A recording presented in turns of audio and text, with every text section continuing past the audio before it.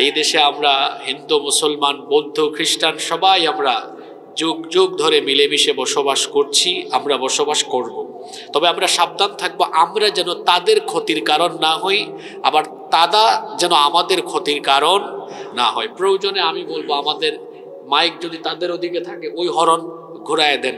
আমরা যেভাবে তাদেরকে সম্মান জানাবো, এতটা তাদের প্রতি আমরা আশা করব। যদি আমরা আপনাদেরকে সম্মান জানিয়ে আমাদের হরন আমরা আপনাদের থেকে ঘুরাই আমাদের দিকে দিয়ে দিই, তা আপনারাও একটা হরন আপনাদের দিকে ঘুরায় দেন। এটাকে বলে পারস্পরিক সম্মান। আমিও আপনাকে সম্মান করি, আপনিও আমাকে সম্মান করেন। এই সহাবস্থান যদি আমাদের থাকে, আমরা একই দেশে সবাই মিলেমিশে বসবাস করলো, আমাদের মধ্যে কোনো সমস্যা হবে না ইনশাআল্লাহ। ইসলাম তো আমাদেরকে এটি শেখায়, ইসলাম আমাদেরকে এটি শেখায়। আমরা কোনো মানুষকে ঘৃণা করি না। মানুষকে ঘৃণা করা, মানুষকে তাচ্ছিল্য করা, মানুষকে ছোট করা, মানুষকে অবমাননা করা, এটা ইসলাম আমাদেরকে শেখায় না। যার কারণে আপনারা দেখেন মুসলমানরা পৃথিবীতে এত শান্তিপ্রিয়।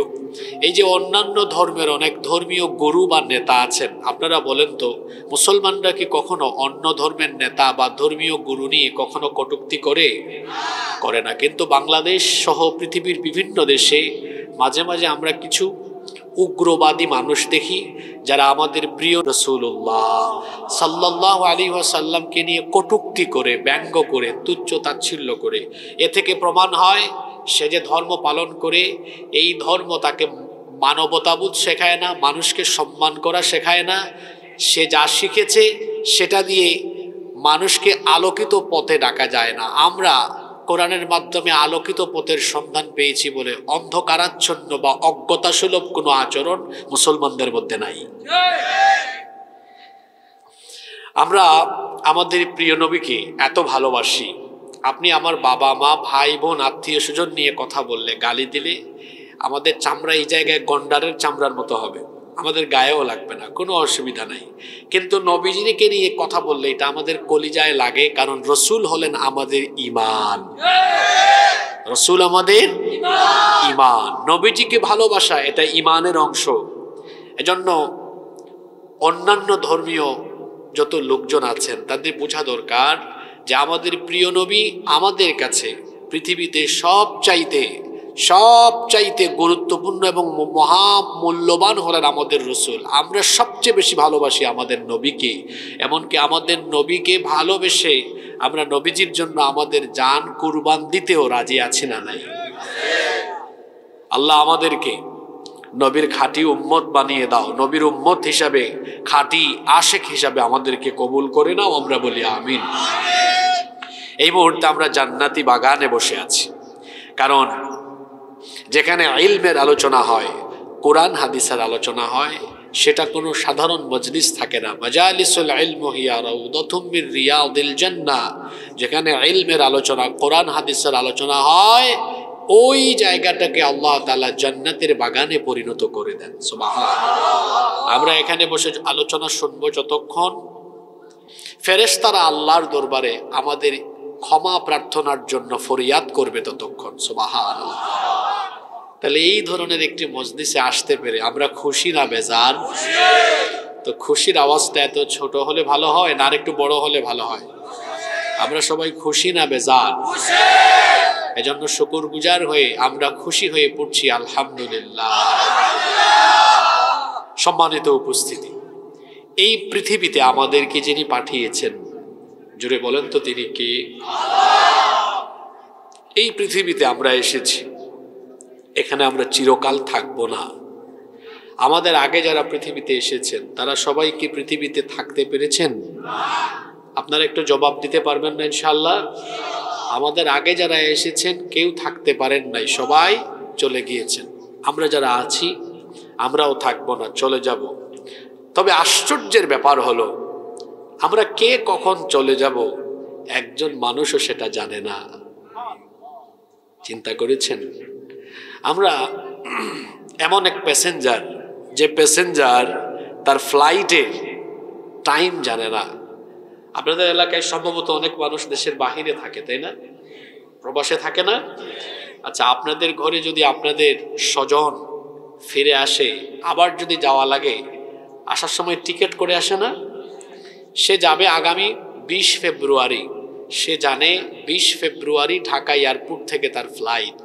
তাহলে কুয়েতগামী, কাতারগামী, সৌদিগামী, লন্ডন, আমেরিকাগামী এই যাত্রী তার ফ্লাইটের খবর জানে, কোন তারিখে কয়টার সময় তার ফ্লাইট হবে। আপনারা এখানে যারা আছেন আমাকে বলেন তো, আমরা যে দুনিয়াতে আছি এটাও তো আমাদের জন্য ওয়েটিং রুমের মতো। যারা বিদেশে গিয়েছেন তারা জানেন, ইমিগ্রেশন শেষ করার পরে বিমানে ওঠার আগ পর্যন্ত একটা রুমে অপেক্ষা করতে হয়, এটাকে বলে ওয়েটিং রুম। বিমান থেকে বা এয়ারলাইন্স অথরিটি থেকে আপনাকে ডাকা হবে না, যতক্ষণ এখানে থাকতে হবে ততক্ষণ। ডাক দিলেই আপনি গিয়ে ফ্লাইটে উঠবেন। আমাদের ইমিগ্রেশন হয়ে গিয়েছে, যখন আমরা মায়ের পেট থেকে বের হয়েছি ইমিগ্রেশন শেষ। এখন আমাদেরকে ফ্লাইটের জন্য যখনই ডাক দেওয়া হবে চলে যেতে হবে।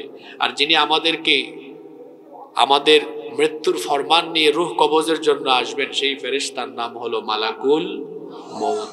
এখন আপনারা আমাকে বলেন তো, কুয়েতগামী, কাতারগামী, দুবাইগামী, লন্ডন, আমেরিকাগামী ওই যাত্রী তার যাত্রার তারিখ এবং সময় জানলেও, এখানে আপনারা যারা আছেন আপনারা কেউ কি আপনাদের পরকালের যাত্রার তারিখ বা সময় জানেন?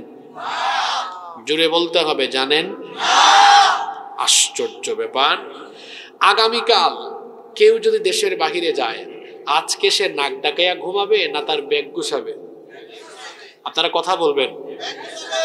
আপনারা ভাববেন না যে হুজুর হয়তো মানুষ যেরকম দেখছে কথাবার্তা যে কোনো রকম বলে চলে যাবে, না, এরকম না। আমরা কোয়ান্টিটিতে বিশ্বাসী নই, কোয়ালিটিতে বিশ্বাসী। কথা বুঝতে পেরেছেন? জবাব দিবেন, কথাগুলো যেগুলো বলবো বোঝার চেষ্টা করবেন। আগামীকাল কেউ বিদেশ চলে যাবে, সে কি আজকে নাকে তেল দিয়া ঘুমাবে না ব্যাগ গুছাবে?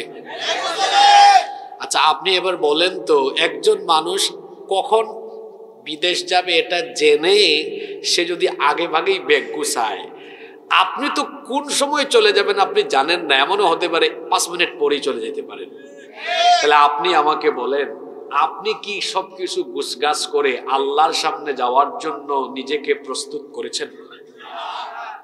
কথাটা বুঝতে পেরেছেন কি বলছি? আগামীকাল একটা লোক বিদেশ যাবে, সে এটা জেনে লাগেজ গুছিয়েছে। বাংলাদেশে আসলে অনেকে লুঙ্গি নেয়, দেখবেন লুঙ্গি নেয় না?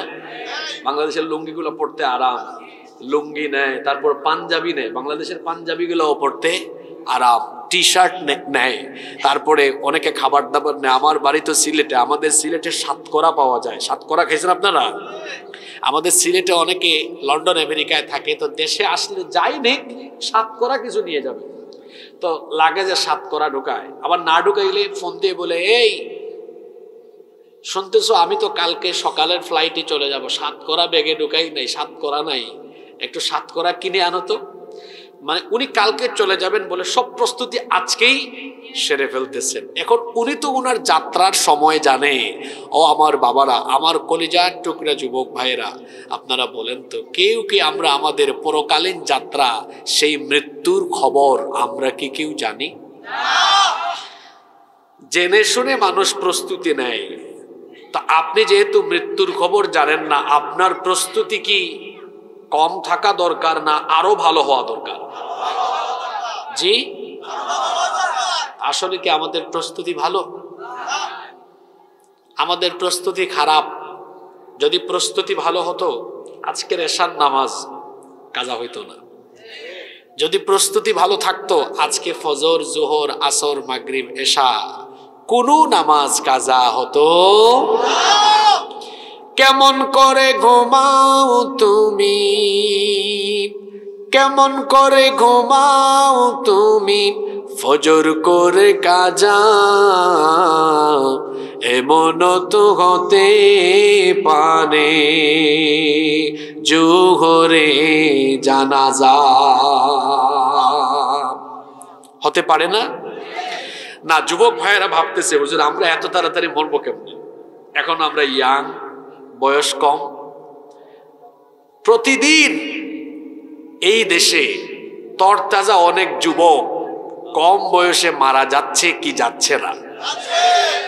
There is no serial of death. মৃত্যুর কোনো সিরিয়াল?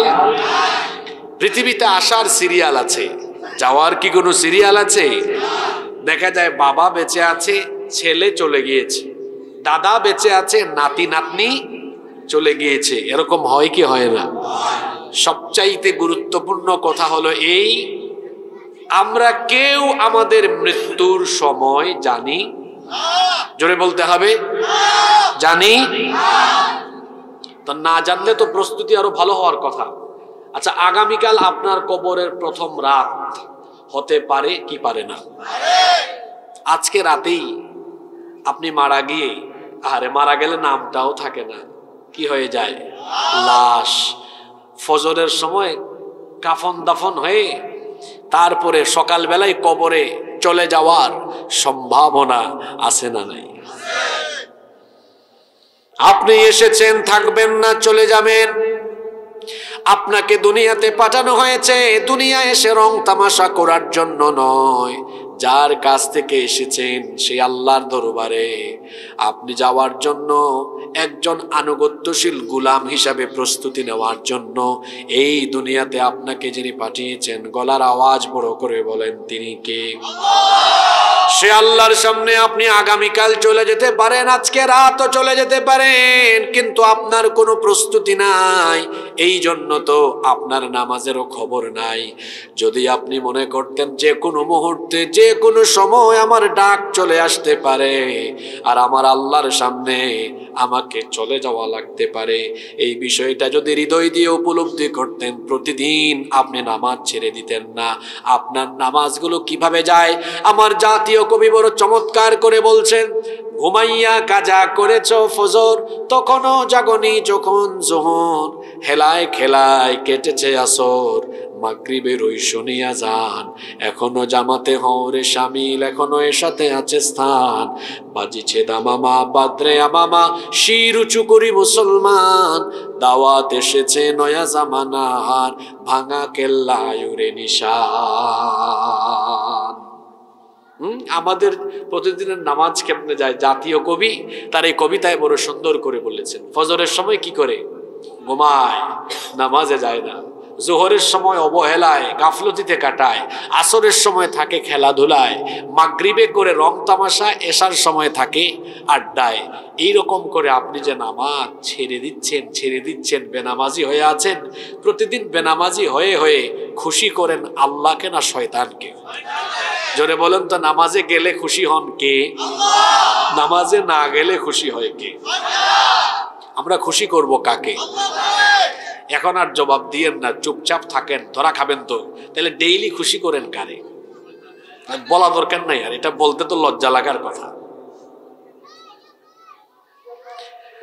হাদিস শরীফের মধ্যে এসেছে, শয়তান কোন সময় হাসে, কোন সময় কাঁদে।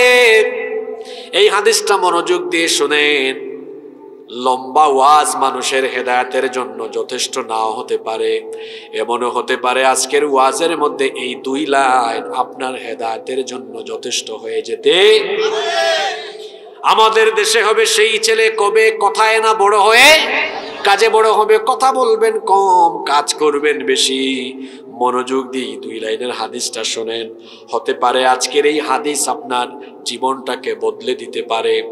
আল্লাহর নবী কি বলছেন শোনেন। ইবলিস কোন সময় হাসে আর কোন সময় কাঁদে, শয়তান কখন খুশি হয়, কোন সময় বেজার হয়, কখন সে হাসে আর কখন সে কাঁদে। আল্লাহর নবী বলেছেন, যখন কোনো মানুষ নামাজের টাইমে আল্লাহ তাআলাকে সাজদা দিয়ে দেয়, ইবলিস যখন এই ব্যক্তির সাজদার দৃশ্য দেখে, ইয়াতাজালা শাইতানু ফায়াবকি, ইবলিস তখন ওই ব্যক্তির সাজদার দৃশ্য দেখে মনের বেদনায় কষ্ট পায় এবং কাঁদে। কাঁদার পরে বলতে থাকে, ওয়ায়াকুল উমির ইবনু আদম বিসসুজুদ, আদম সন্তানকে সাজদার আদেশ দেওয়া হয়েছে, ফাসাজাদা ফালাহুল জান্নাহ, অতঃপর সে আল্লাহকে সাজদা দিয়ে জান্নাত হাসিল করে ফেলেছে। ওয়া উমিরতু বিসসুজুদ, আমাকেও তো সাজদার আদেশ দেওয়া হয়েছে, ফাআবাইতু, অতঃপর আমি সেই আদেশ অমান্য করেছি, ফালিন্নার, এই জন্য জাহান্নামের আগুন আমার জন্য অবধারিত হয়েছে। এই হাদিস আমাকে আপনাকে কি বার্তা দিল? আমরা যখন আল্লাহকে সাজদা দেই, আমরা যখন নামাজে যাই, তখন ইবলিস কাঁদে, আর যখন আমরা নামাজে যাই না তখন ইবলিস হাসে। আমার বাবারা, আমার ভাইয়েরা, যদি হাদিসটা বুঝে থাকেন কেউ চুপ থাকবেন না, সবাই একটু জবাব দেন তো। আমরা যখন নামাজে যাই ইবলিস তখন হাসে না কাঁদে? সবাই বলেন, হাসে না কাঁদে? আর আমরা যখন নামাজে যাই না ইবলিস তখন? আচ্ছা, পিছনে যারা আছেন আপনারা বুঝছেন তো, আমরা নামাজে গেলে ইবলিস, সবাই বলেন না, কাঁদে, আর না গেলে? ওকে, ফাইন। এখন আপনারা বলেন তো, প্রতিদিন নামাজ কয় ওয়াক্ত? এই 5 ওয়াক্ত নামাজের টাইমে আপনারা কি ইবলিসকে হাসাবেন না কাঁদাবেন? আচ্ছা, এখন যারা আমাকে জবাব দিলেন না, ভাই আপনারা কি শয়তানের কাছ থেকে খেলাফত নিয়েছেন? তো কথা বলেন না কেন? তা আপনারা নামাজের টাইমে ইবলিসকে হাসাবেন না কাঁদাবেন? কাঁদাইতে হলে কি করতে হবে? নামাজে যান আপনারা? আচ্ছা, যারা যাই না, আমরা তো ভুল করে ফেলছি, তো আমাদের কি কোনো ক্ষমা নাই? জোরে বলেন, ক্ষমা নাই? ও আমার যুবক ভাইয়েরা, যারা গুনাহের সাগরে ডুব দিয়ে ফেলেছ, যারা গুনাহের সাগরে সাঁতার কাটছ, হতাশ হওয়ার কারণ নাই। আজকের মাহফিলে যারা চলে এসেছেন, আমার ভাইদেরকে বলবো, ব্যতীত হওয়ার কোনো কারণ নাই। কারণ আমাদের রব হলেন এমন, আমাদের গুনাহের পরিমাণ যত বেশি, আমার আল্লাহর দয়ার পরিমাণ তার চাইতে আরো বহুগুণ বেশি। হাদিসে কুদসিতে আল্লাহ তাআলা বলেছেন, ইবনা আদম, হে আদম সন্তান, লাউ বালাগাত যুনুবুকা আনানাস সামাই সুম্মা ইস্তাগফারতানি গফারতু লাক। যদি তোমার গুনাহ আকাশের উচ্চতায় পৌঁছে যায়, অর্থাৎ গুনাহ করতে করতে করতে করতে যদি গুনাহের পরিমাণ আকাশের উচ্চতা পর্যন্ত পৌঁছে যায়, বান্দা তুমি হতাশ হয় না। আকাশের উচ্চতা সম পরিমাণ গুনাহ নিয়ে যদি তুমি আমার রহমতের দুয়ারের সামনে ভিক্ষুকের মতো হাত তুলে তুমি যদি তওবা করে আমার কাছে হাত পেতে মাফ চাও, মনে রেখো আমি তোমার সেই আল্লাহ, আমিও আকাশের চাইতে আরো বেশি বেশি পরিমাণ দয়া নিয়ে তোমার সামনে হাজির হয়ে তোমার আকাশসম পরিমাণ গুনাহ আমি মাফ করে দিব। হতাশ হওয়ার কোনো কারণ নাই। এতদিন যারা ভুল করে ফেলেছে, আজকে তওবা করব, তওবা করে সিদ্ধান্ত নিব, আমরা যা করেছি ভুল করেছি, তওবার মতো তওবা করলে আমাদেরকে যিনি মাফ করে দিবেন, জোরে বলেন তিনি কে? সে আল্লাহ বলছেন, কুল ইয়া ইবাদিয়াল্লাযীনা আসরাফু আলা আনফুসিহিম লা তাকনাতু মির রাহমাতিল্লাহ ইন্নাল্লাহা ইয়াগফিরুয-যুনুবা জামিআ ইন্নাহু হুয়াল গফুরুর রহিম। আল্লাহ তাআলা বলছেন, হ্যাঁ নবী, আপনি আমার গোলামদেরকে বলে দেন, তারা যদি গুনাহ করতে করতে সীমাও ছাড়িয়ে যায়, তাদেরকে বলেন তারা যদি নিজেদের উপর জুলুম করে ফেলে, তারা যেন আমার রহমত থেকে নিরাশ না হয়। আমার রহমতের আশা করে তারা যখন আমার কাছে এসে ক্ষমা চাইবে, সকল গুনাহ যিনি মাফ করে দিবেন তিনি কে? সুতরাং আমার যুবক তরুণ ভাইদেরকে বলতে চাই, যারা না বুঝে শয়তানের খপ্পরে পড়ে শয়তানের মুরিদ হয়ে বেনামাজি হয়ে কিংবা অন্যান্য গুনাহ করে আমরা যারা গুনাহের পথে নিজেদেরকে ধাবিত করে ফেলেছি, আমাদের জন্য হতাশ হওয়ার কোনো কারণ নাই। তওবার দরজা আমাদের জন্য খোলা রেখেছেন কে? আপনি যতই গুনাহ করেন না কেন, মনে রাখবেন আপনার গুনাহের চাইতে আল্লাহর দয়ার পরিমাণ কম না বেশি? এই যে রহমত, দয়া, মায়া, ভালোবাসা, আল্লাহ তাআলা রহমতকে 100 টুকরা করেছেন। কথা বুঝে থাকলে বলেন তো, আল্লাহ তাআলা রহমতকে কত টুকরা করেছেন? 100 টুকরা করে আল্লাহ তাআলা মাত্র 1 টুকরা রহমত গোটা পৃথিবীর সবাইকে আল্লাহ দিয়েছেন। বুঝে থাকলে বলেন, সবাইকে আল্লাহ কয় টুকরা থেকে ভাগ করে দিয়েছেন? আমার মনে দয়া মায়া আছে, আপনাদের মনেও দয়া মায়া আছে না নাই? সবার মনে দয়া মায়া আছে। দেখবেন বাপ মা তার সন্তানের জন্য দয়া মায়া আছে, স্বামী স্ত্রীর জন্য দয়া মায়া আছে, প্রতিবেশীর জন্য আমাদের দয়া মায়া আছে, দেশের প্রতি আমাদের টান আছে, ভালোবাসা আছে। এই যে সবার অন্তরে যে ভালোবাসা আছে, এই সকলের অন্তরের ভালোবাসার পরিমাণ হলো মোট কয় টুকরা? এক টুকরা ভালোবাসার অবস্থা হলো এমন, বলেন তো আপনার ভাই, আপনার আপন ভাই, আপনি বাপ মা, আপনার ছেলে মেয়ে, সে যদি কোনো অপরাধ করে ফেলে, ভুল করে ফেলে, তারপরে যদি 1 মাস 2 মাস 6 মাস 8 মাস 1-2 বছর পরে যদি আপনার বাপ মা ভাই বোন যদি সবাই কাছে চলে আসে রক্তের টানে, বলেন তো একটা মহব্বত কাজ করে কি করে না? 2 ভাই ঝগড়া করেছে 1 বছর পরে, 2 ভাইয়ের দেখা হয়েছে, দিলের টান, মাঝখান থেকে একজন এসে 2 জনকে মিলায় দেয়, সবকিছু ভুলে যায় কি যায় না? আচ্ছা আপনারা বলেন তো, মাত্র 1 টুকরা ভাগ করে সবাই পাইয়া যদি আপনাদের হালত অবস্থা এমন হয়, তো 99 টুকরা দয়া মায়া যে আল্লাহ তার নিজের কাছে রেখে দিয়েছেন, সেই আল্লাহর কাছে আমরা আল্লাহর গোলাম হয়ে যদি গিয়ে বলি, আল্লাহ আমরা তো তোমার গোলাম, তুমি যদি ফিরাইয়া দাও কোথায় যাব? তোমার রহমতের দুয়ারে এসে ভিক্ষুকের মতো হাত তুলেছি, আপনি যদি হাতখানা তুলেন, মনে রাখবেন 99 টুকরা দয়া মায়ার মালিক আল্লাহ ফিরাইয়া দিবেন না। আল্লাহ তাআলা তখন আপনাকে ক্ষমা করে দিয়ে আপনাকে তার রহমতের কোলে তুলে নিবে। এই জন্য যারা আমরা গুনাহ করে ফেলেছি, আজকের মাহফিলে আমরা সিদ্ধান্ত নিব, আমরা তওবা করব এবং এই ওয়াদা করব জীবনে আর কোনোদিন গুনাহ করব আর আমরা নামাজ ছাড়ব না।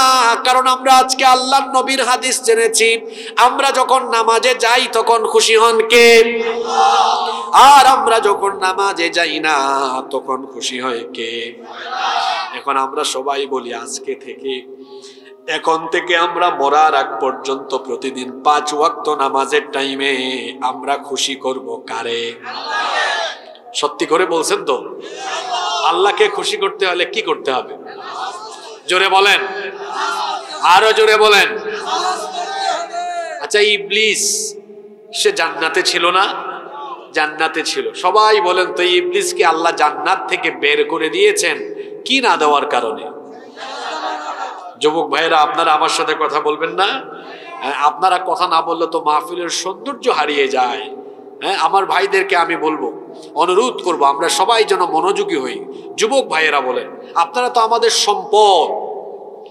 মেরুদণ্ড না থাকলে যেমন মানুষ সোজা হয়ে দাঁড়াতে পারে না, ঠিক তেমনি মুসলিম উম্মার যুবকেরা যদি পথভ্রষ্ট হয়ে যায়, মুসলিম উম্মার মেরুদণ্ড ভেঙে যাবে, তারা মাথা উঁচু করে দাঁড়াতে পারবে না।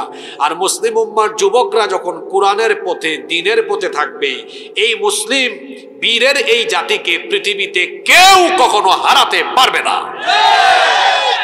এজন্য যুবক ভাইদেরকে সব জায়গায় উজ্জীবিত থাকতে হবে ইনশাআল্লাহ। তো যুবক ভাইয়েরা, নামাজে না গেলে খুশি হয় কে? আচ্ছা আমরা যে জায়গায় ছিলাম, ইবলিস সে ছিল জান্নাতে, তাকে আল্লাহ জান্নাত থেকে বের করে দিয়েছেন কি না দেওয়ার কারণে? আচ্ছা এখন বলেন, কয়টা সাজদা দেয় নাই? সবাই বলেন। চিন্তা করেছেন, একটা সাজদা দেয় নাই। আল্লাহ তাআলা বলেছেন তুমি জান্নাত থেকে বের হও, অভিশপ্ত, মারদুদ, বিতাড়িত, মালউন, অভিশপ্ত। এখন আপনারা হিসাব নিকাশ করে বলেন তো, প্রতিদিন নামাজ কয় ওয়াক্ত? এই 5 ওয়াক্ত নামাজে শুধু ফরজ নামাজের সংখ্যা কত? 17 রাকাত। প্রতি রাকাতে সাজদা কয়টা? তাইলে 17 রাকাত ফরজ নামাজে মোট সাজদা কয়টা? 17 দ্বিগুণে। আপনারা কেউ রাগ করবেন না, একটা সাজদা না দিয়ে ইবলিস জান্নাত থেকে আউট হয়ে গিয়েছে, আর আমি আর আপনি ডেইলি 34টা ফরজ সাজদা না দিয়া তারপর আমরা আশা করে বসে আছি জান্নাতে চলে যাব। মনে হয় জান্নাত আমার মামুর বাড়ি, আমার নানার বাড়ি। এত সোজা? একটা সাজদা না দেওয়ার কারণে সে জান্নাত থেকে বের হয়েছে, আর আপনি আল্লাহকে এতগুলা সাজদা দেন না। ও আমার ভাই, ও আমার বাবা, যে ঈমান আপনাকে আপনার ঘর থেকে বের করে নামাজে আল্লাহকে নিয়ে সাজদাই দেওয়াইতে পারে না, এ দুর্বল ঈমান আপনাকে জান্নাতের ধারে কাছেও নিতে পারবে না। আল্লাহর নবী বলেছেন, বাইনাল আবদি ওয়া বাইনাল কুফরি তারকুস সালাহ। আল্লাহর বান্দা আর কাফিরের মধ্যে পার্থক্য হলো নামাজ ছেড়ে দেওয়া। মুমিন কখনো নামাজ ছাড়তে পারে? নবীজি বলেছেন, যার মধ্যে নামাজ নাই তার মধ্যে ঈমানই। একজন একবার কয়, হুজুর কে বলছে আমার ঈমান নাই? আপনি আমার নাম জানেন? আমার বাপ আমার নাম রেখেছে ঈমান আলী, তো আমার ঈমান যায় কেমনে? আমাদের দেশে বহু মানুষের নামের সাথে কাজের কোনো মিল নাই। অনেকের নাম আছে ফজর আলী, ফজরের নামাজে নাই, ফজরের নামাজে যায় না। অনেকের নাম জোহর আলী, জোহরের নামাজে যায় না। আরেকজনের নাম হইল রমজান আলী, রমজান মাসে দুপুরবেলা গাঞ্জা টানে। আরেকজনের নাম কুরবান আলী, সামর্থ্য আছে, কিপটা বেটা কুরবানি। এরকম আমাদের দেশে বহু ইমান আলী আছে, যারা আবার মাঝখান দিয়ে হজ করে, নামের আগে হাজিও লাগাইছে, হাজি ইমান আলী, কিন্তু আজান হলে নামাজে নাই, সুদ খায়, ঘুষ খায়, চুরি করে, ডাকাতি করে, 2 নাম্বারই যত কাজ সব তার মাঝে আছে। যে ব্যক্তি ইমান আলী নাম নিয়ে এমন শয়তানি কাজকর্ম করে বেড়ায়, মানুষরূপী সে ব্যক্তি চেহারা সুরতে মানুষ হলেও সে হলো মানুষরূপী আস্ত একটা শয়তান, কাজে কর্মে হলো বেঈমান আলী। এইরকম বেঈমান আলী আমাদের সমাজে আছে না নাই? আচ্ছা, এখানে যদি 4-5 জন মানুষের পা থেকে এই যে এতটুকু বুক পর্যন্ত অংশ অবিকৃত অপূর্ণাঙ্গ এতটুকু দেহ রাখা হয়, মাথা নাই আর কি, এই মাথাটা নাই, পা থেকে বুক পর্যন্ত এতটুকু দেহ যদি 4-5 জনের থাকে, আপনারা বলেন তো এতটুকু শরীরের অংশ দেখে কি একজন মানুষের পরিচয় সাথে সাথে পাওয়া যাবে? তাহলে বোঝা গেল 3.5 হাত লম্বা এই বডির মধ্যে এই মাথাটা হলো একটা গুরুত্বপূর্ণ অংশ, যেটা থাকলে পরে একজন মানুষের পরিচয় খুব তাড়াতাড়ি দ্রুত চেনা যায় যায় না? তাহলে মানুষের শরীরের পরিচয় শনাক্তকরণের জন্য, পরিচয় খুব সহজে পাওয়ার জন্য সবচেয়ে গুরুত্বপূর্ণ অঙ্গ কোনটা? জোরে বলেন। যেটা থাকলে সাথে সাথে পরিচয় পাওয়া যায়। আচ্ছা, আপনারা বলেন তো, কার নাম আব্দুল করিম, কার নাম আব্দুল সত্তার, এখানে কে কেমন? আমরা কি তার পায়ের দিকে তাকায় চিনি না? সবার আগে মাথার দিকে তাকাই, চেহারার দিকে, মাথার দিকে। তাহলে বোঝা গেল পরিচয় পাওয়ার জন্য এই 3.5 হাত বডির মধ্যে গুরুত্বপূর্ণ অঙ্গ কোনটা? জোরে বলেন, মাথা। ইসলামের ইবাদতের সকল ইবাদতের মগজ মাথা হলো নামাজ। আসসালাতু হিয়া রাসুল ইবাদা, নামাজ হলো ইবাদতের মগজ। যেমনি ভাবে মাথা ছাড়া একজন ব্যক্তির পা থেকে বুক পর্যন্ত অংশ থাকলেও তার পরিচয় পাওয়া যায় না, ঠিক তেমনি নামাজ বাদ দিয়ে অন্যান্য সব কিছু ঠিকঠাক করে ওয়াজ মাহফিলে বক্তা, তক্তা, আয়োজনকারী, শ্রোতাও হইলে লাভ হবে না যদি ইসলামের ইবাদতের মগজ নামাজ ঠিক না থাকে। নামাজ না থাকলে নিজেকে আল্লাহর দরবারে মুসলমান হিসাবে পরিচয় দেওয়া যাবে না। শুধু ঠিক ঠিক বলে আমরা যেন চলে না যাই। ও আমার বাবারা, আমার ভাইয়েরা, এই যে নামাজ ছাড়তেছেন, আজকে ছাড়লেন, এর আগের দিন ছাড়লেন, তার আগের দিন ছাড়লেন, আচ্ছা এরপরে আরো হয়তো ছাড়বেন। ছাড়তে ছাড়তে আমার দিকে তাকান, আল্লাহর কথাগুলো শোনেন। এই যে ছাড়তে ছাড়তে ছাড়তে ছাড়তে ছাড়তে ছাড়তে মনে রাখবেন, একদিন আপনার জীবন ঘড়ির কাঁটাটা একদম থেমে যাবে, আপনি মারা যাবেন। এ ব্যাপারে আপনাদের কোনো সন্দেহ আছে? এই যে বেনামাজি হতে হতে বেনামাজি হতে হতে বেনামাজি হইয়া মারা গেলেন, এরপরে যখন হাসরের ময়দানে আল্লাহর সামনে সবাই আমরা দাঁড়াবো, সেই দিন আল্লাহ সবার আগে আমাদের কাছ থেকে কোন আমলের হিসাব নেবেন? তো সব ওয়াজ তো আপনারা জানেন, এখানে ওয়াজ করে কি করব? শুধু আমল। আমাদের দেশে এখন অবস্থা হয়েছে এমন, ওয়াজ মাহফিলে মানুষের অভাব নাই, কিন্তু দেখবেন আজানের টাইমে মসজিদের একটা কাতার পূরণ করতে অনেক কষ্ট হয়ে যায়। আল্লাহ নবীর সময়ে ছিল মসজিদ কাঁচা, মসজিদের উপরে কোনো ঢালাই করা ছাদ ছিল না, টিনের কোনো চাল ছিল না, মসজিদের ছাদ ছিল খেজুর পাতার ছাউনি দিয়ে করা। আল্লাহ নবীর মসজিদের নিচে কোনো টাইলস ছিল না, দামি কোনো কার্পেটও ছিল না। যখন আল্লাহ নবী এবং তার সাহাবীরা সাজদা দিতেন, শীতকালে বা শুকনার সময়ে ধুলা বালু লেগে যেত, আবার একটু বৃষ্টি পড়লে কাদামাটি লেগে যেত, কাদা হয়ে যেত। এভাবে আল্লাহ নবীর মসজিদ ছিল কাঁচা, কিন্তু মুসল্লি ছিল পাকা। আর আমাদের প্রতিটা গ্রামে গ্রামে এখন মসজিদ হয়েছে পাকা, কিন্তু মুসল্লির অভাবে আমাদের মসজিদ থাকে ফাঁকা।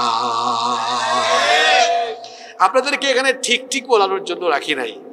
ওয়াজ যতটুকু শোনেন হৃদয়ের কান দিয়ে শোনেন, আর নিজের বিবেককে প্রশ্ন করেন। এই যে বেনামাজি হয়ে হয়ে আপনি প্রতিদিন 5 ওয়াক্ত নামাজ ছেড়ে দিয়ে হাসাই, কথা বলেন না, জোরে বলেন, খুশি করতেছেন কাকে?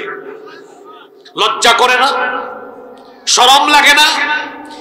আপনার বিবেকে, আপনার মগজে কি শয়তান পেশাব করে দিয়েছে নাকি? এভাবে শয়তানকে প্রতিদিন 5 বার খুশি করেন, তার মুরিদ হয়েছেন, তার খেলাফতি গ্রহণ করেছেন।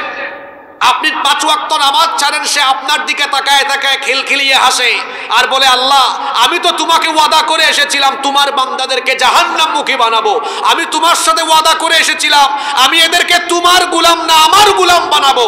সে আপনার দিকে তাকায় তাকায় হাসে, সে আপনার এই কর্মকাণ্ড দেখে খুশি হয়। আপনার বিবেকের দুয়ারে কি এখনো এই কথাগুলো গিয়ে করাঘাত করে না? আল্লাহর নবীর এই হাদিস কি আপনার বিবেকে পৌঁছায় না?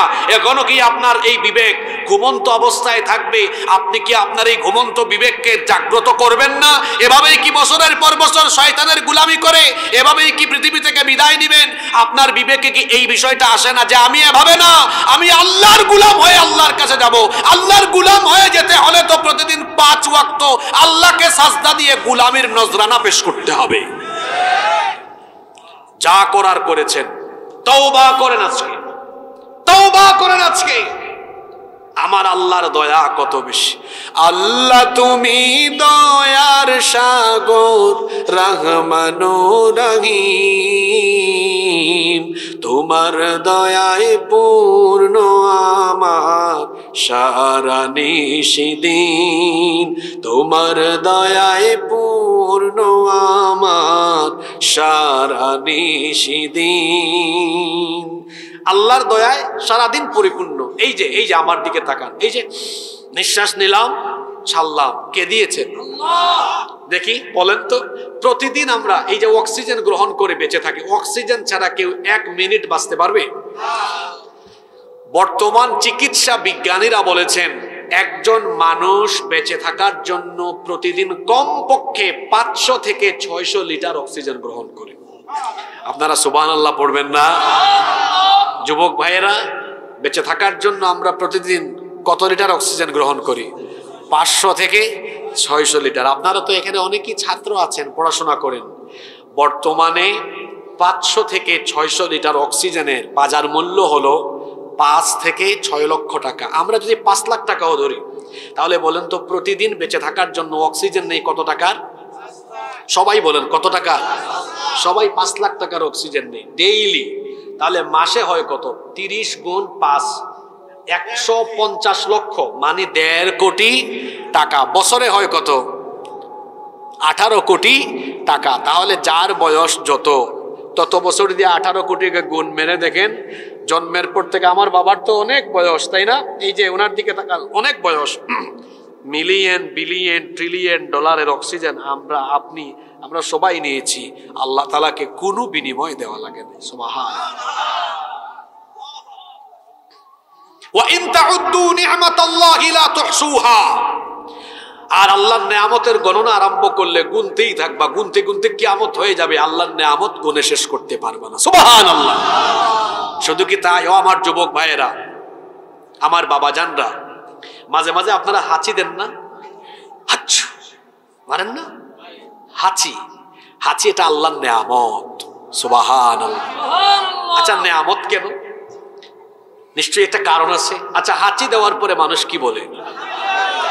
আলহামদুলিল্লাহ। মানুষ কোন টাইমে বলে? ভালো সময়ে না খারাপ সময়ে? নিশ্চয়ই হাঁচির মধ্যে ভালো কিছু, এই জন্য তো আপনারা আলহামদুলিল্লাহ পড়েন।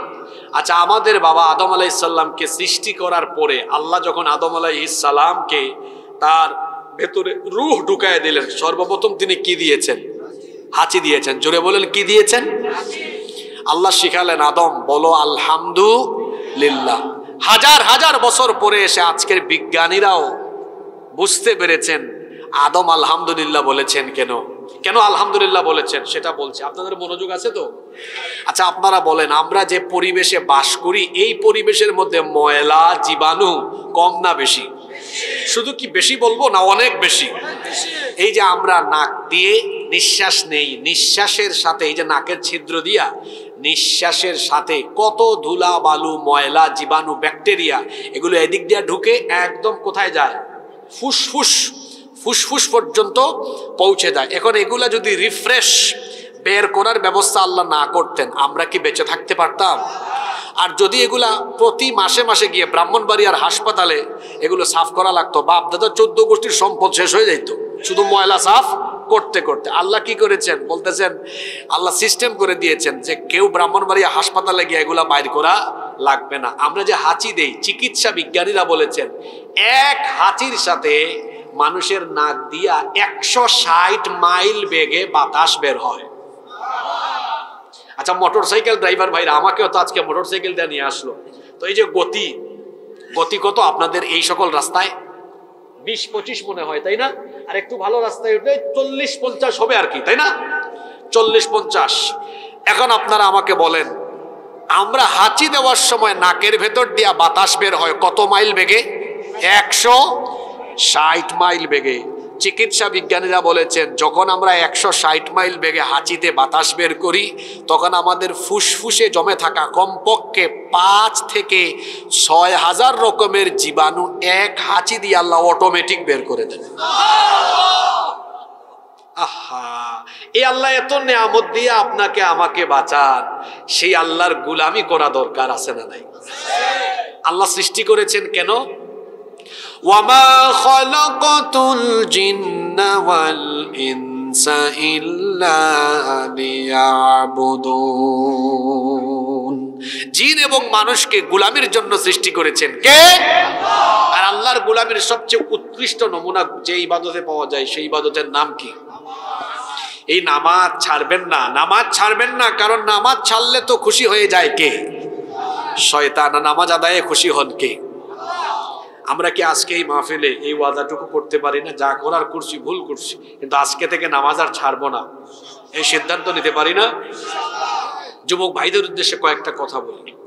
হ্যাঁ, এখন যৌবন যার, যুদ্ধে যাবার সময়, একটা প্রবাদ আছে না, এখন যৌবন যার, যুদ্ধে যাবার সময় তার। জুয়ান কালে, যৌবন কালে মানুষের শরীরে শক্তি কম থাকে না বেশি থাকে? অনেক শক্তি। এক একটা জোয়ান ছেলের কত শক্তি আপনারা জুলাই আগস্ট মাসে দেখেন নাই? কি শক্তি! গুলি দিয়েও এই ছেলেগুলারে দমানো যায় না। যুবকরা হলো তুফানের মতো, সাইক্লোনের মতো, টর্নেডোর মতো।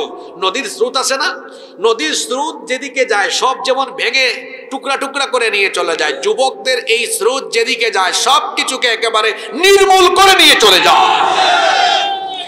এই যুবক ভাইদের আসল বয়স হলো এটা, চরিত্র গঠন করা।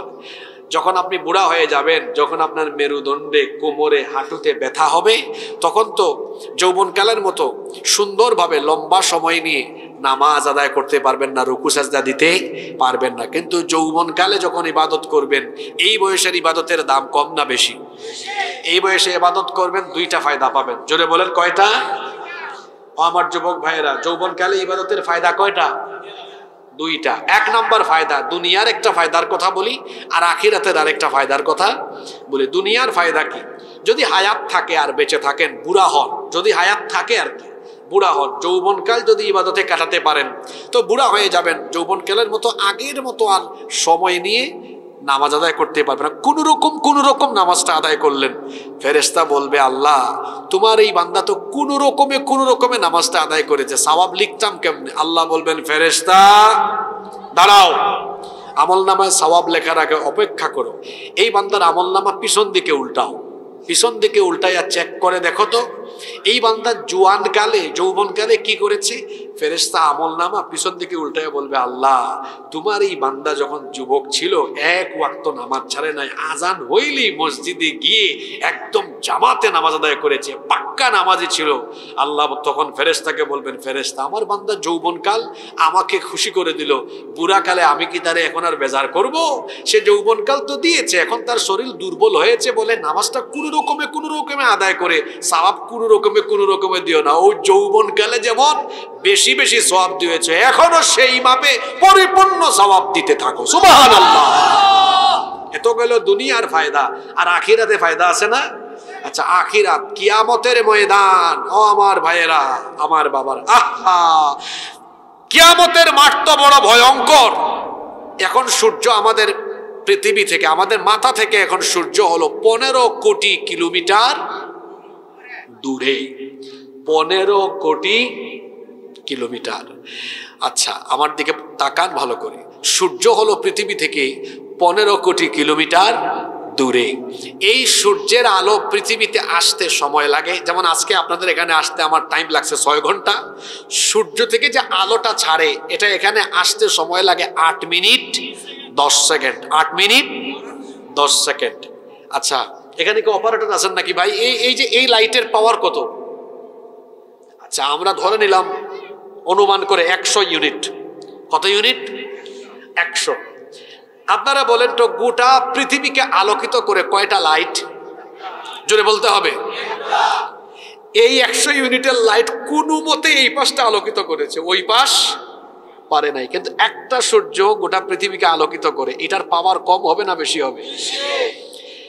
বিজ্ঞানীরা গবেষণা করে বলেছেন সূর্যকে আল্লাহ তাআলা যে টেম্পারেচার দিয়েছেন, তাপমাত্রা সেটার পরিমাণ হলো 1,40,00,000 সেন্টিগ্রেড। সুবহানাল্লাহ পড়বেন না? এখন তো শীতকাল, আপনাদের স্টেজে ওঠার আগে আমি দেখলাম আজকের তাপমাত্রা 19 ডিগ্রি সেলসিয়াস। আর ওই যে গরমকাল যখন আসে গ্রীষ্মকালে, তখন বাংলাদেশে 37, 38, 39, 40 হইলে দেখবেন মানুষ পাগল হয়ে যায় গরমে। আচ্ছা বলেন তো সূর্যের কাছে আছে কত? 1,40,00,000। আমার সাথে বলেন 1,40,00,000 সেলসিয়াস। এখন 1,40,00,000 থেকে এখানে দুনিয়া পর্যন্ত পাইছেন আপনারা বাংলাদেশে কত? 40। মধ্যপ্রাচ্যের কিছু দেশে 55, 56, 58 হয়। আচ্ছা আপনারা বলেন তো যদি পুরাটা একদম থাকতো, কিছু থাকতো না, জ্বলে পুড়ে ছাই হয়ে যেত। পুরাটা পান না কেন? এটা একটা কারণ আছে, কারণটা বলবো।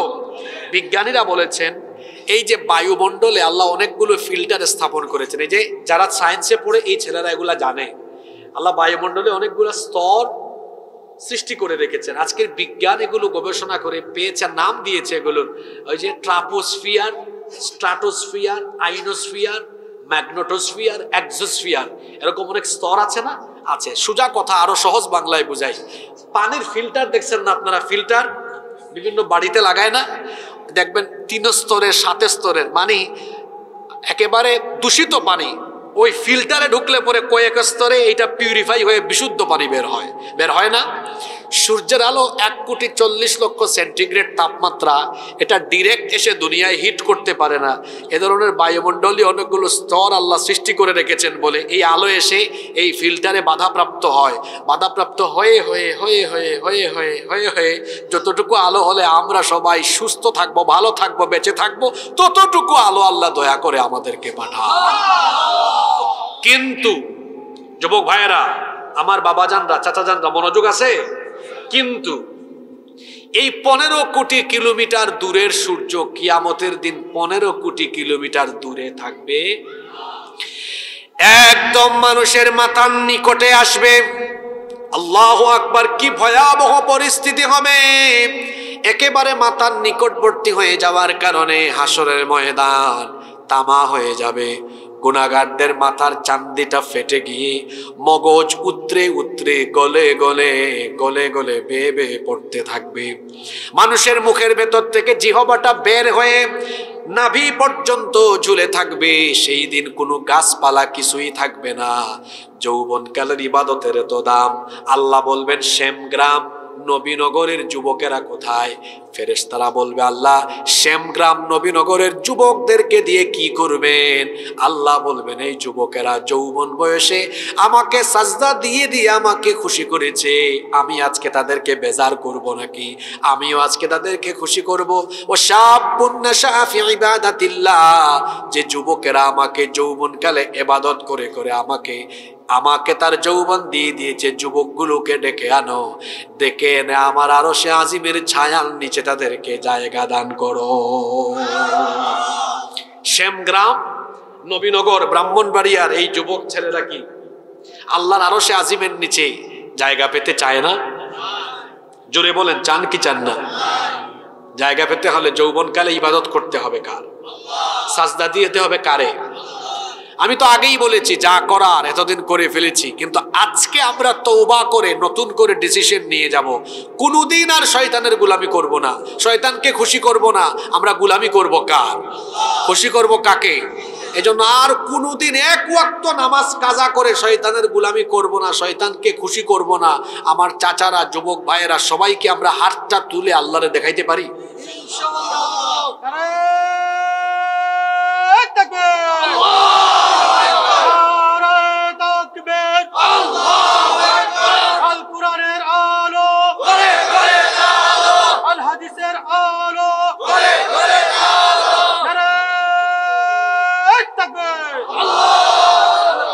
আল্লাহ আমাদেরকে কবুল করেন। আপনাদের কষ্ট হচ্ছে নাকি? আচ্ছা, এবার আসেন, এই যে আমরা নামাজ আদায় করব এত কষ্ট করে, বা এই যে আমরা অন্যান্য ইবাদত বন্দেগী করব, মনে রাখতে হবে আমাদের নামাজ, রোজা, হজ, যাকাত, যে কোনো ইবাদত বা আমাদের দোয়া, এগুলো কবুল হওয়ার জন্য শর্ত আছে। শর্ত হলো আমাদের প্রত্যেককে হালাল রুজিক, হালাল উপার্জন, হালাল রিজিক খেতে হবে। মনে রাখতে হবে অবৈধ পথে, অন্যায় পথে, হারাম পথে উপার্জন করে হারাম খাইলে যে হারাম শরীর হয়, এই হারাম শরীরের কোনো ইবাদত, বন্দেগী, দোয়া আল্লাহর দরবারে কবুল হয়। আল্লাহর নবী বলেছেন, ইন্নাল্লাহু তাইয়্যিব, নিশ্চয়ই আল্লাহ পবিত্র, লা ইয়াকবালু ইল্লা তাইয়্যিবা, পবিত্র ছাড়া কোনো জিনিস তিনি গ্রহণ করেন না, কবুল করেন না। ওয়া আন্নাল্লাহা আমারাল মুমিনিনা বিমা আমারা বিহিল মুরসালিন, আল্লাহর নবী বলেছেন আল্লাহ তাআলা মুমিনদেরকে সেই আদেশ দিয়েছেন যে আদেশ তিনি রাসূলদেরকেও দিয়েছেন। এরপরে আল্লাহর নবী এক ব্যক্তির ঘটনা উল্লেখ করলেন। আল্লাহর নবী বললেন, সুম্মা যাকারার রাজুলু ইউতিলুস সাফার, এক ব্যক্তির ঘটনা বলতে গিয়ে নবীজি বললেন, এক ব্যক্তি লম্বা সফরে বের হয়েছে। সফর করতে করতে আশআসা আগবারা, তার মাথার চুল উস্কো খুস্কো, গোটা শরীরে ধুলাবালু জমে গিয়েছে। এই অবস্থায় এই ক্লান্ত শ্রান্ত এই পথিক, এই মুসাফির, ইয়ামুদ্দু ইয়াদাইহি ইলাস সামা, আকাশের দিকে দুই হাত উঁচু করে দোয়া আরম্ভ করেছে। আল্লাহর নবী বলছেন এই লোকটা আল্লাহর দরবারে দোয়া করতেছে, হাত তুলেছে, কিন্তু ওয়া মাশরাবুহু হারাম ওয়া মাতামুহু হারাম ওয়া মালবাসুহু হারাম, তার গায়ের পোশাক আশাক হারাম টাকায় কেনা, যে খাবার আর পানীয় যে রিজিক খায় সেগুলো হারাম টাকায় কেনা। আল্লাহর নবী বলতেছেন এরকম হারাম খেয়ে যে হারামখোর আল্লাহর দরবারে হাত তুলে, সেই হারামখোরের কোনো দোয়া আল্লাহর দরবারে কবুল হয় না। কি বুঝলেন?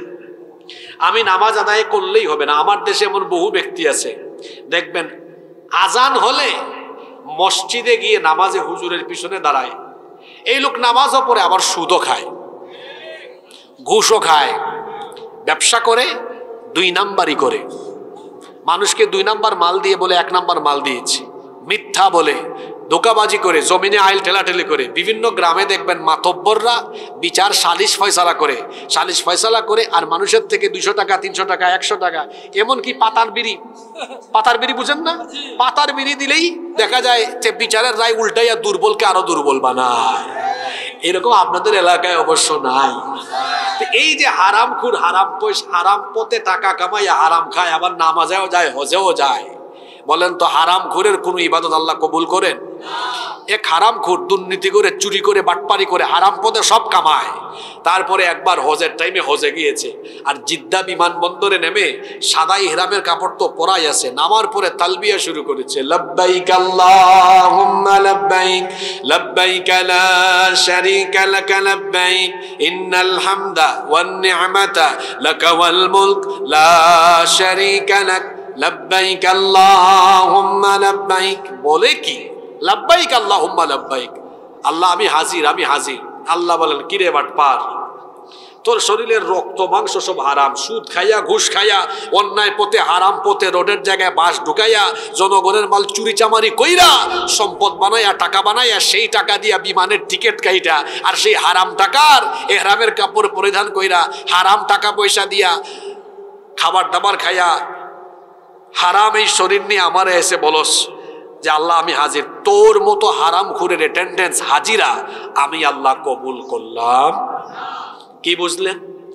হারাম খাইলে এই হারাম শরীরের কোনো ইবাদত আল্লাহর দরবারে কবুল। সুদের কারবার করা যাবে না, সুদ এমন মারাত্মক কবিরা গুনাহ, আল্লাহ নবী বলেছেন সুদের 70টার বেশি গুনাহ আছে, তার মধ্যে সর্বনিম্ন গুনাহ হলো নিজের মায়ের সাথে জিনা করা। নাউজুবিল্লাহ, কত বড় কঠিন জঘন্য এই গুনাহ। আবার অন্য হাদিসে এসেছে আল্লাহ নবী বলেছেন, যেই ব্যক্তি 1 দিরহাম সুদ খায় 36 বার জিনা করলে যে অপরাধ হবে, 1 দিরহাম সুদ খাইলে পরে 36 বার জিনা করার সমান অপরাধ হবে। নাউজুবিল্লাহ। ঘুষ খাওয়া যাবে না, হারাম পথে উপার্জন করা যাবে না, কোনো দুই নাম্বারের আশ্রয় নেওয়া যাবে না। আর মনে রাখবেন, হারাম খাইয়া আপনি যে আপনার পরিবার চালান, এই পরিবারেও আরাম পাবেন না, কারণ হারামের মধ্যে কোনো আরাম পাওয়া যায়। যারা হারাম পথে টাকা কামাবে, হারামে আরাম পাবে না, তো এমন বড় বড় রোগ আল্লাহ দিবেন, এগুলার চিকিৎসাও পৃথিবীর কোথাও পাবে, সব শেষ হয়ে যাবে।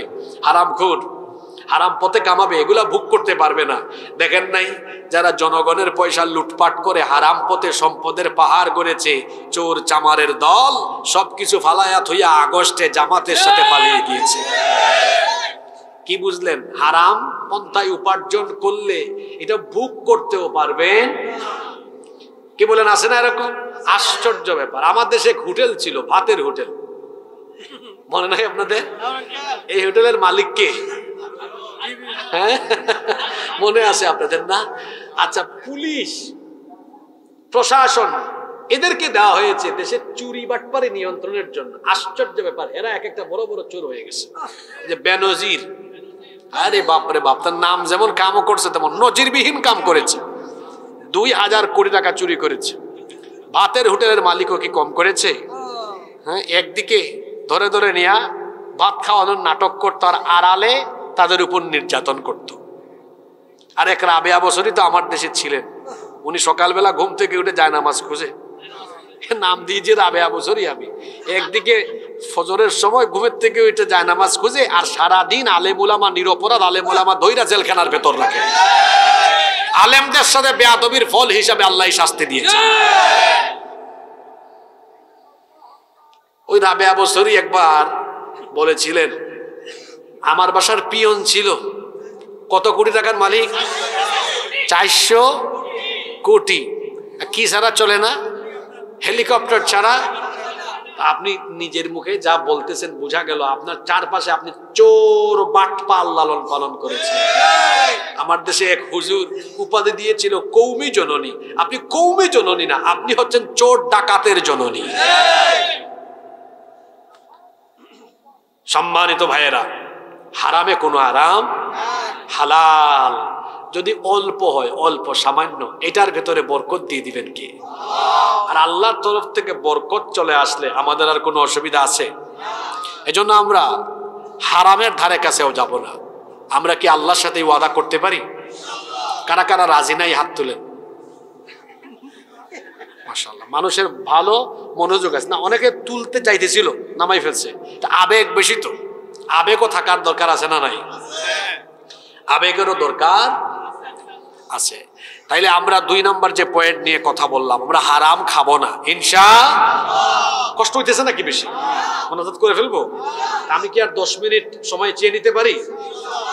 সর্বশেষ একটা পয়েন্ট বলবো, খুব গুরুত্বপূর্ণ। প্রথমে কি বললাম? নামাজ ছাড়বো। এরপরে বললাম হারাম খাবো। 3 নম্বর, খবরদার কোনো মানুষের হক নষ্ট করবেন। সবার আগে নিজের আব্বা আম্মার হকের ব্যাপারে সচেতন হয়ে যান। যাদের আব্বা আম্মা জীবিত আছেন, মনে করবেন আপনার ঘরের ভেতরে এখনো জান্নাত আছে।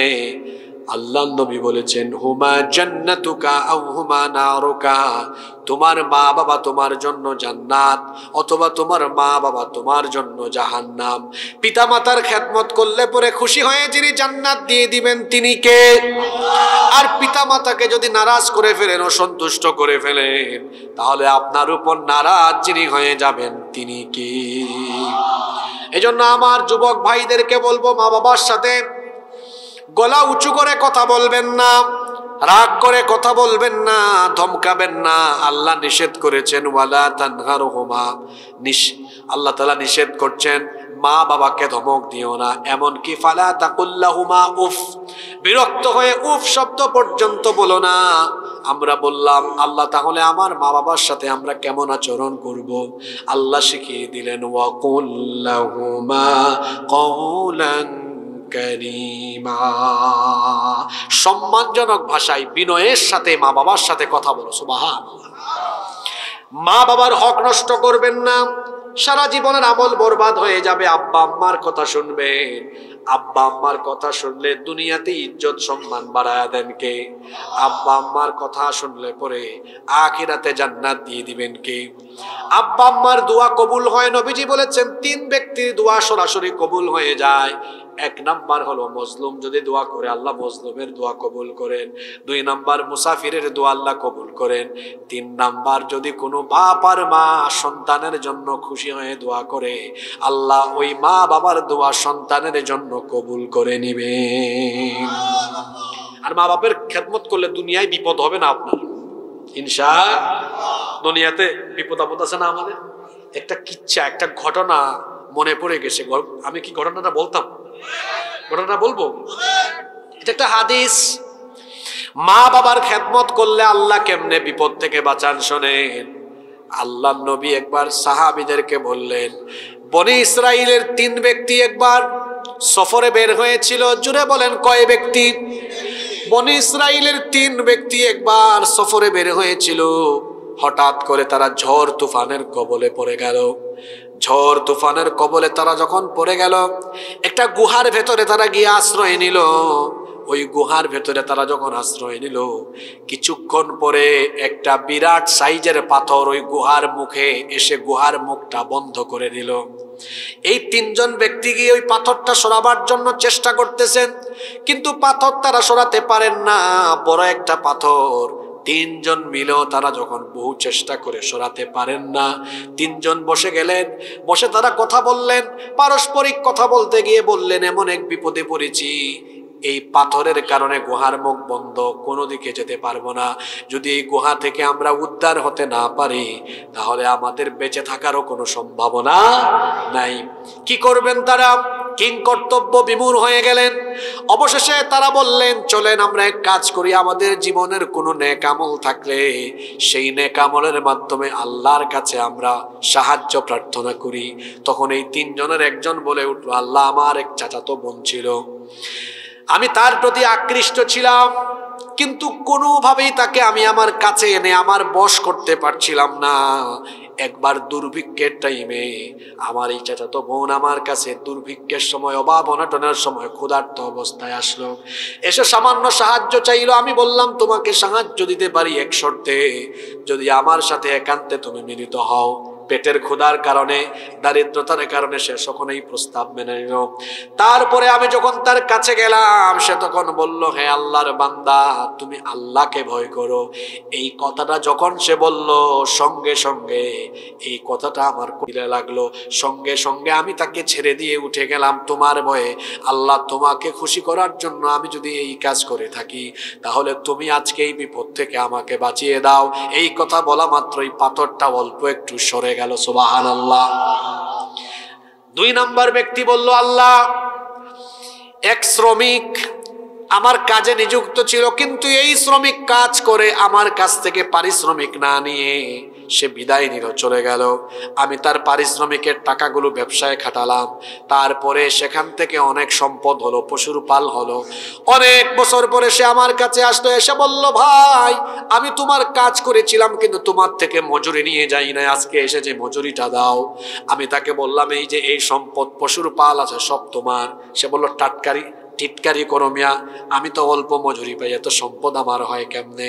আমি তাকে বললাম, তুমি তো না নিয়ে চলে গেলে, এই জন্য তোমার অল্প মজুরি আমি যখন ব্যবসায় খাটালাম, এটা বাড়তে বাড়তে বাড়তে বাড়তে এত সম্পদ হয়েছে। আল্লাহু আকবার।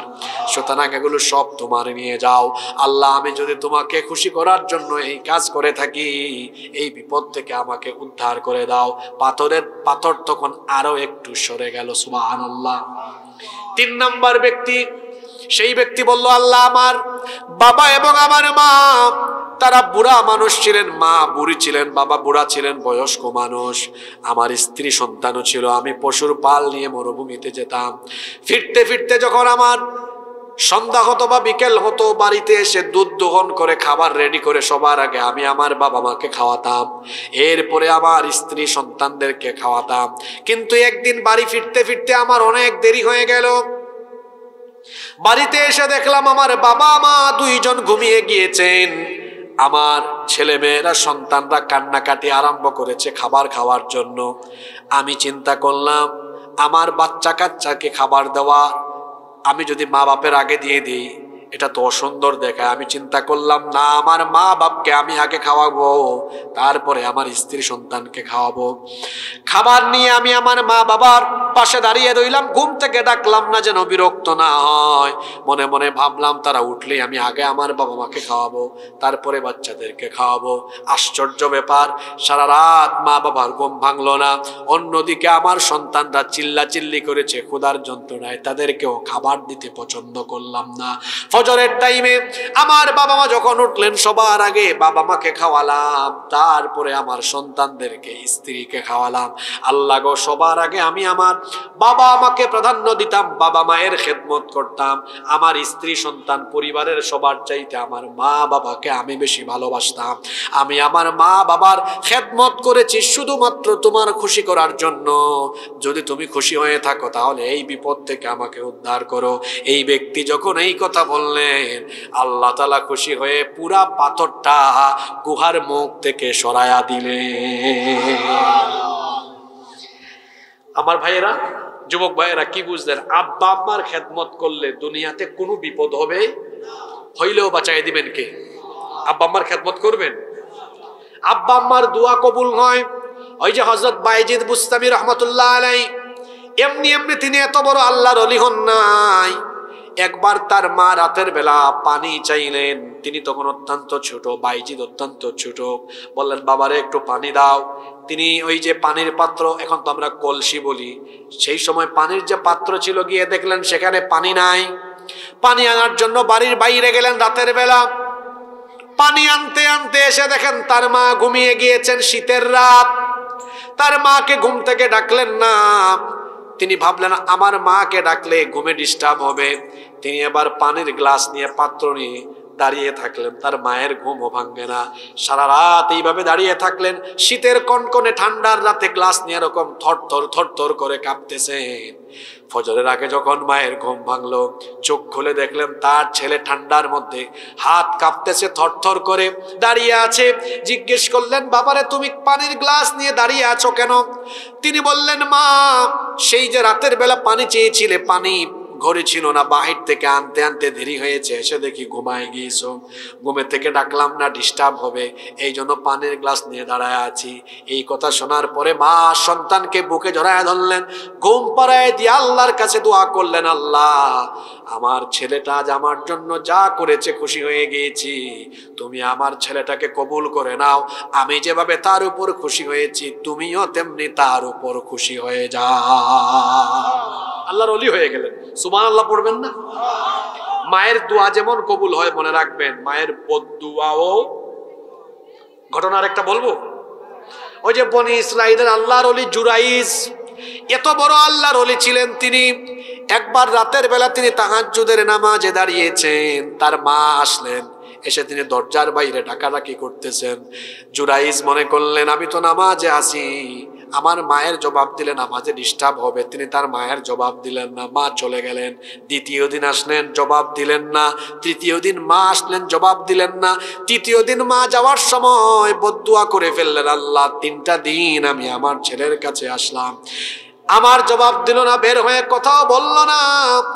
নারীর ফিতনায় না ফেলে, প্রস্টিটিউট নারীর ফিতনায় না ফেলে তুমি তার মরণ দিও না। মায়ের বদদুয়াও কেমনে কবুল হয় শোনেন। কিছুদিন পরে এক প্রস্টিটিউট নারী গভীর রাতে তার দরজায় নক করলেন। অনেকক্ষণ পরে তিনি দরজা খুললেন। ওই মহিলা বলল, এই নির্জন জায়গায় ইবাদতখানায় তুমি কি করো? আমি এসেছি, তুমি চাইলে আমার সাথে মিলন করতে পারো। তিনি তো আল্লাহর ওলি ছিলেন। ওই মহিলাকে তাড়িয়ে দিলেন, শয়তান মহিলাকে তাড়িয়ে দিলেন। মহিলা যাওয়ার সময় এক রাখালের সাথে অপকর্ম করলো। এই মহিলা প্রেগনেন্ট হয়ে গেল, পেটে বাচ্চা আসলো, গোটা এলাকায় হট্টগোল আরম্ভ হয়ে গেল। তুই অবিবাহিত মেয়ে, তোর পেটে বাচ্চা আসলো কেমনে? সে তখন বলল, ওই যে বনি ইসরায়েলের ওই অলি, আল্লাহর অলি, সেই এই কামটা করেছে। লোকেরা তাকে ওখান থেকে ধরে নিয়ে আসলেন। তারপরে টেরা হেচড়া করে যখন তাকে আনলেন, তার ইবাদতখানা পর্যন্ত ভেঙে দিলেন। তিনি বললেন, তোমরা আমার সাথে এমন আচরণ কেন করতেছো? তারা বললেন, তোমাকে তো আমরা ভালো মানুষ মনে করতাম, কিন্তু তলে তলে তুমি এই কাম কেমনে করলে? তারা যখন পুরা ঘটনা শোনালেন, জুরাইজ বললেন, আল্লাহর কসম, এই কাজ আমি করি নাই। তারা কোনোভাবে বিশ্বাস করে না। জুরাইজ তখন বললেন, আমাকে একটু সময় দাও। 2 রাকাত নামাজ আদায় করলেন, আল্লাহর কাছে দোয়া করলেন, আল্লাহ, সারাটা জীবন ভর তোমার ইবাদত করছি, তুমি আমাকে এই বিপদ থেকে আজকে উদ্ধার করো। আল্লাহ ইলহাম পাঠালেন। তখন তিনি ওই মহিলার পেটের দিকে ইশারা করে বললেন, পেটের ভেতরে যে বাচ্চা আছে, ওই বাচ্চাকে ইশারা করে বললেন, তুমি সত্যি করে বলো তো, তোমার বাপকে ছোট্ট বাচ্চার জবান খুলে দিতে পারেন কে? সে বলে ফেললো, ওই রাখাল হচ্ছে আমার বাবা। এইভাবে করে তার জবান খুলে গেল। তিনিও বুঝতে পারলেন, হয়তো আমার মা আমাকে বদদুয়া করেছেন বলে এই অবস্থা হয়েছে। বাপ অসুস্থ, চিকিৎসা করান না, মা অসুস্থ, চিকিৎসা করান না, মা বাবার খেদমত করেন না। আব্বা আম্মা যদি বদদুয়া করেন, মনে রাখবেন আপনার দুনিয়াও ধ্বংস হবে, আখিরাতও ধ্বংস হয়ে যাবে। এজন্য মা বাবার হক নষ্ট করবেন না, স্বামী স্ত্রীর হক নষ্ট করবেন না, স্ত্রী স্বামীর হক নষ্ট করবেন না, ভাই ভাই বোনের হক নষ্ট করবেন না, প্রতিবেশীর হক নষ্ট করবেন না। জনগণের দায়িত্ব পাইলে মানুষের টাকা পয়সা চুরি করে খাইয়া হক নষ্ট করবেন না, কারণ মানুষের হক নষ্ট করার পরিণতি ভালো না খারাপ? কথায় আছে না, শেষ ভালো যার সব ভালো। একটা সুন্দর ঘটনা, একটা সুন্দর হাদিস বলে আমরা আস্তে আস্তে মোনাজাতের দিকে যাব। বলবো, আল্লাহর নবী একদিন সাহাবীদেরকে ডেকে বললেন, ও আমার সাহাবীরা, আতাদরুনা মানিল মুফলিস, তোমরা কি জানো না কি আমার উম্মতের সবচাইতে অসহায় ব্যক্তি কে? বুঝছেন, সবচাইতে অসহায়? আপনাদেরকে বললে কি বলবেন? হুজুর, যার গন ভারী কিছু নেই সেই তো অসহায়। সাহাবীরা বললেন, ইন্নাল মুফলিসা ফিনা মাল্লা দিরহাম লাহু ওয়ালা মাতা। ওগো আল্লাহর নবী, আমাদের মধ্যে যার ঘর বাড়ি সহায় সম্পদ কিছু নাই, সেই হলো সবচেয়ে অসহায়। আল্লাহর নবী বললেন, না, উত্তর ভুল দিয়েছো। ইন্নাল মুফলিসা ফি উম্মতি ইয়াতি ইয়াউমাল কিয়ামাতি বিসালাতিন ওয়া সিয়ামিন ওয়া যাকাহ। আল্লাহর নবী বলেছেন, আমার উম্মতের সবচাইতে অসহায় হলো সেই ব্যক্তি, যেই ব্যক্তি কিয়ামতের দিন নামাজ, রোজা, হজ, যাকাত, ভালো ভালো নেক আমল নিয়ে হাজির হবে।